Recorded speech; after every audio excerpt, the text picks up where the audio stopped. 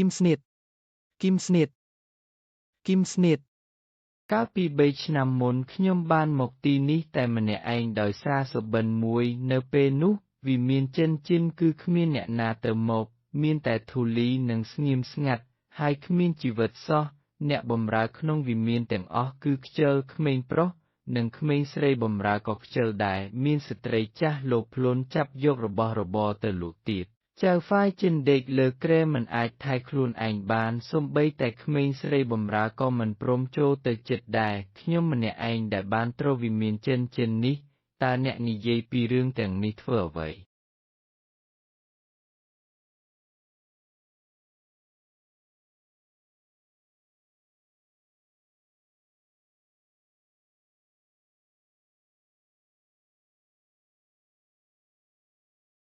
ឥឡូវនេះខ្ញុំជាមហាក្សត្រយុវវ័យការមាន3-4ភរិយាគឺធម្មតាការផ្ដល់ឲ្យអ្នកនៅឋានៈស្ត្រីអាគមហេសីទី2គឺល្អហើយកុំបន្លំខ្ញុំមិនបានបន្លំទេដូច្នេះឥឡូវនេះខ្ញុំសរសេរលិខិតលែងលះនេះត្រូវការតែអ្នកចុះហត្ថលេខាខ្ញុំមិនលែងលះជាដាច់ខាតអ្នកកុំស្រមៃថានឹងបានទៀត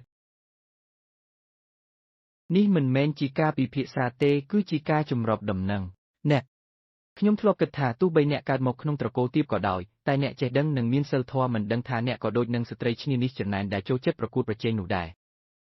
ធ្វើឲ្យខ្ញុំខកចិត្តណាស់ខ្ញុំធ្វើឲ្យអ្នកខកចិត្ត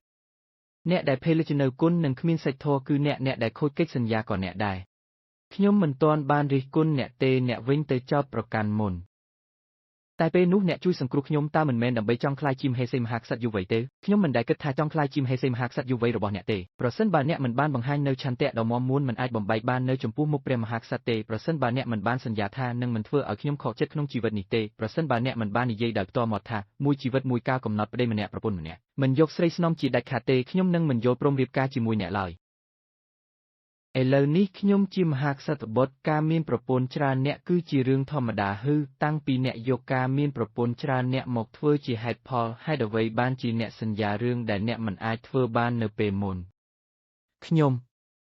ឈឹងស្ជឺឪពុករបស់យួនស៊ីយ៉ាវគឺជាមេបញ្ជាការយួនខ្ញុំត្រូវតែរៀបការជាមួយគាត់ទើបអាចធ្វើឲ្យកងទ័ពយួននិយមយកខ្ញុំបានគាត់ស្ដាប់បង្គាប់ណាស់ខ្ញុំគិតថាពួកអ្នកអាចរស់នៅដោយសុខសន្តិភាពជាមួយគ្នាខ្ញុំមិនចូលចិត្តចែករំលែកអ្នកដទៃទេសូមចុះហត្ថលេខលើលិខិតលែងលះនេះអ្នកចង់យកប្រពន្ធប៉ុន្មានអ្នកក៏យកទៅហេតុអ្វីបានជាអ្នករឹងរូសសម្លេងនេះអ្នកគ្រាន់តែជាស្រីពេតូចម្នាក់ការអាចរៀបការជាមួយខ្ញុំគឺជាសំណាងដែលអ្នកបានសាងពីជាតិមុនហើយពិតជាមិនគិតថាអ្នកមានចិត្តចង្អៀតដំឡេងនេះអ្វីដែលត្រូវនិយាយខ្ញុំបាននិយាយរួចហើយអ្នកឯងគិតឲ្យបានល្អចុះប្រសិនបើអ្នកមិនចង់ធ្វើជាស្រីស្នំចំណុះធ្វើជាស្រីស្នំតូចក៏អាចធ្វើបានដែរសរុបមកខ្ញុំមិនលែងលះជាដាច់ខាតអ្នកនឹងយល់ព្រមត្រឹមតែ10ថ្ងៃប៉ុណ្ណោះចាំមើលថាអ្នកអាចធ្វើអ្វីបានក្នុងរយៈពេល10ថ្ងៃអ្នកគ្រាន់តែជាស្រីពេទ្យតូចម្នាក់គ្មានអ្នកគាំទ្រក៏ត្រូវតែទៅចូលរួមពិធីសម្ពោធដោយស្ងៀមស្ងាត់សម្រាប់ខ្ញុំដែរតើអ្នកអាចកើតរឿងអ្វីបានទៀត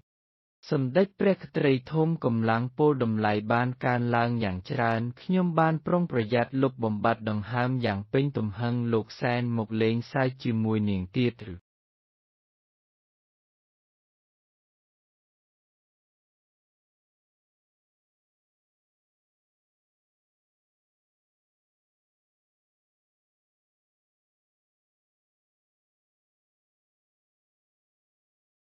ប្រសិនបើម្ចាស់បានរឿងខាងក្រោមនេះគាត់នឹងរីករាយណាស់និយាយរឿងសំខាន់បាតចាស់កងកម្លាំងរពាសដែក100,000នាក់របស់ណានចៅយើងបានចាប់ផ្ដើមធ្វើដំណើរឥឡូវនេះបានចូលទៅក្នុងកំពែងកងទ័ពដាយុងរំពឹងថានឹងទៅដល់រដ្ឋធានីដាយុងក្នុងរយៈពេល10ថ្ងៃកងរពាសនេះគឺជាកងរពាសដែកដ៏ប៉ិនប្រសប់បំផុតរបស់ណានចៅជាអ៊ូនសេនាធិការីរពាសណានចៅកងទ័ពដាយុងនៅចំពោះមុខគាត់ដូចជាដង្ហើមបក់បោកដេកឥតតើគាត់មកព្រំដែនដាយុងរបស់យើងធ្វើអ្វី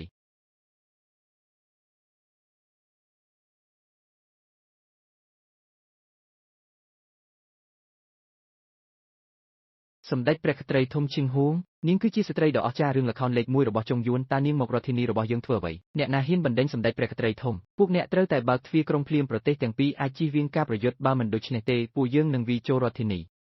សម្លាប់សម្លាប់សម្លាប់សម្លាប់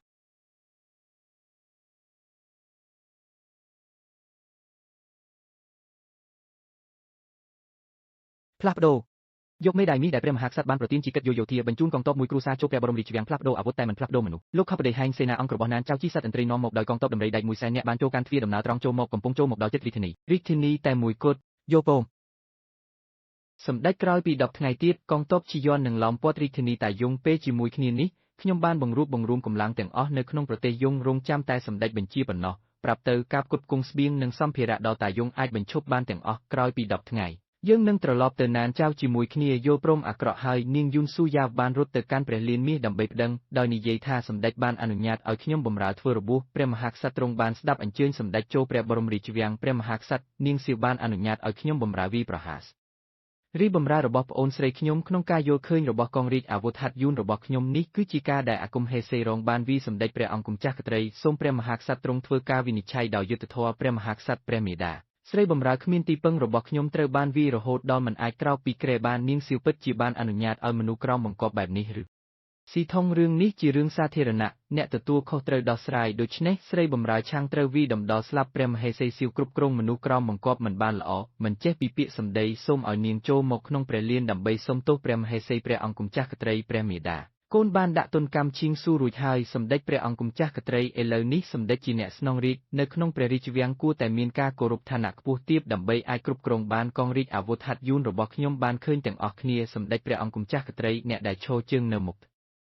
វាព្រះបរមរាជវាំងថ្ងៃនេះក៏បានឃើញដែរប្រសិនបើសម្ដេចព្រះអង្គម្ចាស់ក្ត្រីមិនធ្វើការវិនិច្ឆ័យខ្ញុំដែលជាព្រះមហេសីព្រះអង្គម្ចាស់ក្ត្រីទោះបីចូលមកព្រះរាជវាំងខាងកើតក៏នឹងក្លាយជាការចំអករបស់មនុស្សក្នុងព្រះបរមរាជវាំងប៉ុណ្ណោះលើសពីនេះទៀតខ្ញុំគ្រាន់តែចង់បានការសុំទោសប៉ុណ្ណោះគ្រួសារយួននេះគឺជាឫសគល់ដែលធ្វើឲ្យខ្ញុំក្លាយជាព្រះអង្គម្ចាស់ក្ត្រីមិនអាចបំពានបានទេអ្នកណាម្នាក់សូមហៅព្រះមហេសីមកហើយវីដំស្រីបម្រើមង្យូរដល់ស្លាប់មិនបាច់ទេដោយមិនទាន់មានការយល់ព្រមពីខ្ញុំស្រីបម្រើរបស់ខ្ញុំរើបានពួកអ្នកប្រហារជីវិតដោយគ្មានមូលហេតុឈីងស៊ូគ្រាន់តែវីដំស្រីបម្រើម្នាក់ដល់ស្លាប់ប៉ុណ្ណោះតែជីវិតស្រីបម្រើម្នាក់មិនស្មើនឹងកិត្តិយសរបស់គ្រួសារយួនទេពីហ្វីយ៉ានខ្ញុំបានប្រាប់អ្នកហើយមនុស្សរបស់ខ្ញុំ